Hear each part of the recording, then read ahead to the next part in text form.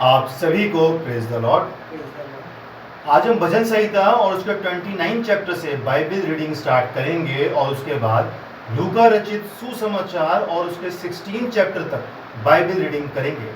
मैं Francis Joseph और मेरी पूरी टीम की तरफ से मैं आप सभी का बाइबल रीडिंग हिंदी ऑडियो में स्वागत करता हूँ। आइए हम प्रार्थना में। धन्यवाद महान सर्वशक्तिमान पिता परमेश्वर, आपका धन्यवाद करते हैं कि आपने हमें सुरक्षित रखा। आज जो आपने एक बार फिर बाइबल रीडिंग करने का जो अवसर प्रदान किया है, आपका उसके लिए तहे दिल से करते हैं धन्यवाद पिता परमेश्वर। आज जो वचन आपने दिया है, जब ये वचन जो हमारे न्यू गेस्ट रीडर के जरिए पढ़ा जाए, तो पिता परमेश्वर होने दे खुदावन कि वचन के पढ़े और सुने जाने पर आप अपना आशीष भरा हाथ रखें। इस प्रार्थना को मांगते हैं यीशु मसीह के सच्चे और जिंदे नाम से, आमीन। आज हमारे साथ हमारी न्यू गेस्ट रीडर आई हुई हैं मिसेस मेविस जोसेफ, और आज ये हमारे साथ बाइबल रीडिंग करेंगी। आइए आज मैं आपके सामने पढ़ने जा रही हूँ भजन संहिता 29 चैप्टर से। हे परमेश्वर के पुत्रों, यहोवा का यहोवा ही का गुणगान करो, यहोवा की महिमा और सामर्थ को सराहो, यहोवा के नाम की महिमा करो, पवित्रता से शोभामान होकर यहोवा को दंडवत करो। यहोवा की वाणी मेघों के ऊपर सुनाई पड़ती है, प्रतापी ईश्वर गरजता है। यहोवा घने मेघों के ऊपर रहता है। यहोवा की वाणी शक्तिशाली है, यहोवा की वाणी प्रतापमय है। यहोवा की वाणी देवदारों को तोड़ डालती है, यहोवा लबानोन के देवदारों को भी तोड़ डालता है।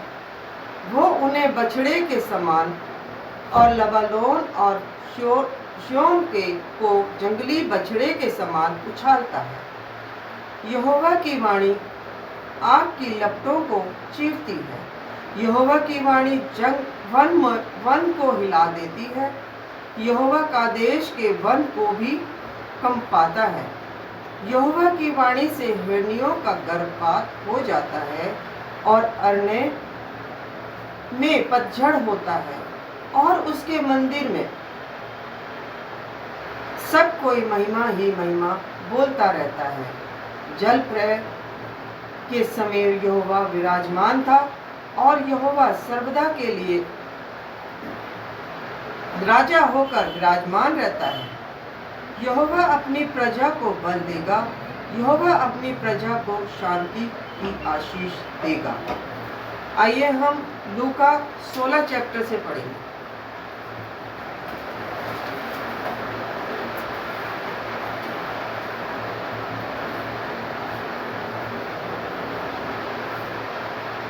फिर उसने चेलों से कहा, किसी धनवान का एक भंडारी था, और लोगों ने उसके सामने उस पर यह दोष लगाया कि वो तेरी सारी संपत्ति उड़ाए देता है।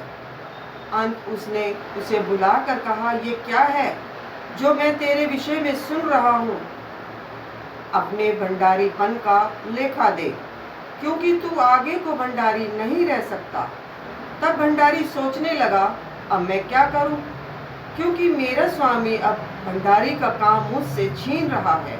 मिट्टी तो मुझसे खोदी नहीं जाती, और भीख मांगने में मुझे लज्जा आती है। मैं समझ गया कि क्या करूंगा, ताकि जब मैं भंडारी के काम से छुड़ाया जाऊं तो लोग मुझे अपने घर में ले लें।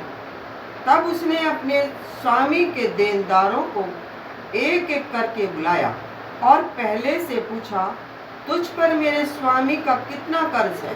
उसने कहा, 100 मन तेल। तब उसने कहा,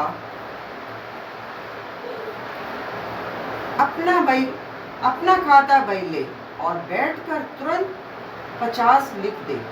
फिर उसने दूसरे को पूछा, तुझ पर कितना कर्ज है? उसने कहा, 100 मन गेहूं।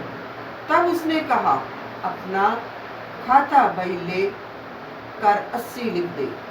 स्वामी ने उस अधर्मी भंडारी को सराहा कि उसने चतुराई से काम किया। क्योंकि इस संसार के लोग अपने समय के लोगों के साथ रीति व्यवहारों में ज्योति के लोगों में अधिक चतुर हैं। और मैं तुमसे कहता हूँ कि अधर्म के धन से अपने लिए मित्र बना लो, ताकि जब वो खाता रहे तो वे तुम्हें अनंत निवासों में ले। जो थोड़े से थोड़े में सच्चा है वो बहुत में भी सच्चा है, और जो थोड़े से थोड़े में अधर्मी है वो बहुत में भी अधर्मी है। इसलिए जब तुम अधर्म के धन में सच्चे ना ठहरे तो सच्चा धन तुम्हें कौन सौंपेगा? और यदि तुम पराये धन में सच्चे न ठहरे तो जो तुम्हारा है उसे तुम्हें कौन देगा? कोई दास दो स्वामी की सेवा नहीं कर सकता, क्योंकि वो तो एक से बैर और दूसरे से प्रेम रखेगा, और एक से मिला रहेगा और दूसरे को तुच्छ जानेगा। तुम परमेश्वर और धन दोनों की सेवा नहीं कर सकते। फरीसी जो लोभी थे वे सब बातें सुनकर उसे ठट्ठों में उड़ाने लगे। उसने उनसे कहा, तुम तो मनुष्यों के सामने अपने आप को धर्मी ठहराते हो, परंतु परमेश्वर तुम्हारे मन को जांचता है, क्योंकि जो वस्तु मनुष्यों की दृष्टि में महान है वो परमेश्वर के निकट घृणित है। व्यवस्था और भविष्यद्वक्ता यूहन्ना तक रहे उस समय से परमेश्वर के राज्य का सुसमाचार सुनाया जा रहा था, और हर कोई उसमें प्रबलता में प्रवेश करता है। आकाश और पृथ्वी टल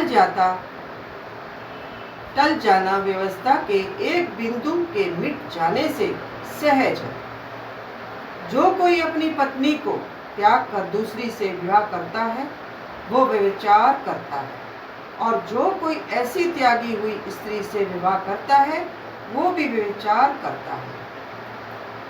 एक धनवान पुरुष मनुष्य था जो बैंजनी कपड़े और मलमल पहनता और प्रतिदिन सुख विलास और धूमधाम के साथ रहता था। लाजर नाम का एक कंगाल घाव से भरा हुआ उसकी देवड़ी पर छोड़ दिया जाता था, और वो चाहता था कि धनवान की मेज पर की झूठन से अपना पेट भरे, यहाँ तक कि कुत्ते भी आकर उसके घाव को चाटते थे। ऐसा हुआ कि वो कंगाल मर गया, और स्वर्गदूतों ने उसे लेकर इब्राहिम की गोद में पहुंचाया।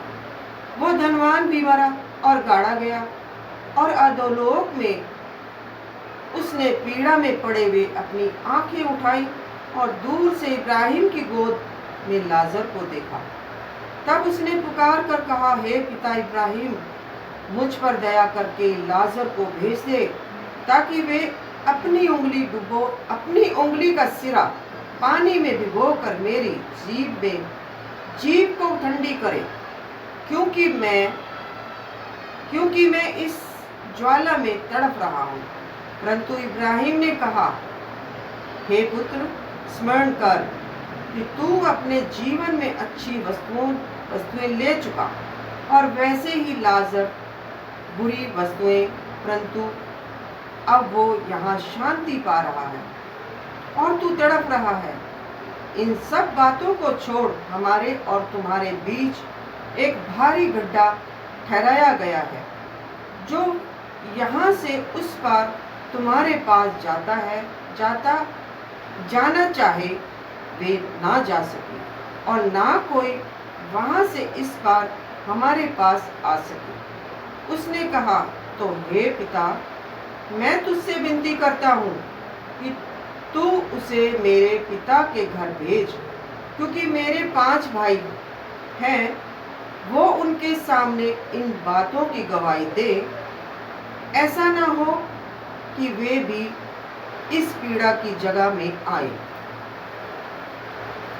इब्राहिम ने उससे कहा, उसके पास तो मूसा की मूसा और भविष्यद्वक्ताओं की पुस्तक है, वे उनकी सुने। उसने कहा, नहीं हे पिता इब्राहिम, पर यदि कोई मरे हुओं में से उसके पास जाए तो वे मन फिराएंगे। उसने उनसे कहा, जब वे मूसा और भविष्यद्वक्ताओं की नहीं सुनते, तो यदि मरे हुओं में से कोई जी उठे तो भी उसकी नहीं मानेंगे। परमेश्वर अपने वचन पर पढ़े और सुने जाने पे आशीष दे। आमीन। आमीन। मैं धन्यवाद करना चाहूँगा हमारी गेस्ट रीडर का जो यहाँ पे आई। Thank you so much. और उन्होंने हमारे साथ बाइबल रीडिंग की। आइए हम सब प्रार्थना करें। धन्यवाद धन्यवाद आसमान और ज़मीन के खालिक और मालिक, हमारे जिंदा और अब्दी खुदा, आपका तहे दिल से धन्यवाद करते हैं सुंदर वचन के लिए जो पिता परमेश्वर हमारी गेस्ट रीडर के ज़रिए जो पिता परमेश्वर पढ़ा गया है। आपका धन्यवाद करते हैं प्रभु जी। प्रार्थना विनती करता हूँ खुदावन, खास तौर से तमाम बुजुर्गों के लिए जो पिता परमेश्वर अपने अपने घरों में हैं या होम में है। पिता परमेश्वर खुदावन बाप आसमानी, जितने भी बुजुर्ग हैं उन सबको पिता परमेश्वर उम्र दराज करे खुदावन।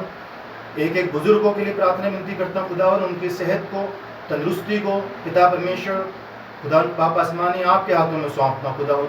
हर एक बुजुर्गों को पिता परमेश्वर तंदुरुस्त करे खुदावन। उनकी हर दुख तकलीफ बीमारी को जो पिता परमेश्वर जो उम्र के हिसाब से जो पिता परमेश्वर तकलीफें और बीमारियां होती हैं उनको खुदावन आप चंगाई दें पिता परमेश्वर। प्रार्थना विनती करता हूँ खुदावन, हम जैसे तमाम बच्चों के लिए पिता परमेश्वर जिनके साथ खुदावन उनके मम्मी और पापा रहते हैं पिता, हमको पिता परमेश्वर आप इस लायक करें कि आए खुदा हम पिता परमेश्वर अपने बुजुर्गों का खुदावन अच्छे से देखभाल करने वाले बन सके खुदा। अरे प्रभु जी, आपने सब तक संभाला है, आपका धन्यवाद करते हैं प्रभु जी। प्रार्थना विनती करते हैं खुदावन, आप आगे भी पिता परमेश्वर हमें संभाल के रखें। ज़्यादा मांगा खुदा माफ़ करें, थोड़ा मांगा अपने भरपूर भंडार में से दें। इस प्रार्थना को मांगता हूँ यीशु मसीह के सच्चे और जिंदे नाम से, आमीन। परमेश्वर का अनुग्रह हम सब पर बना रहे और प्रभु की आशीष हम सब पर सदा और सर्वदा बनी रहे। आप सभी को प्रेज़ द लॉर्ड।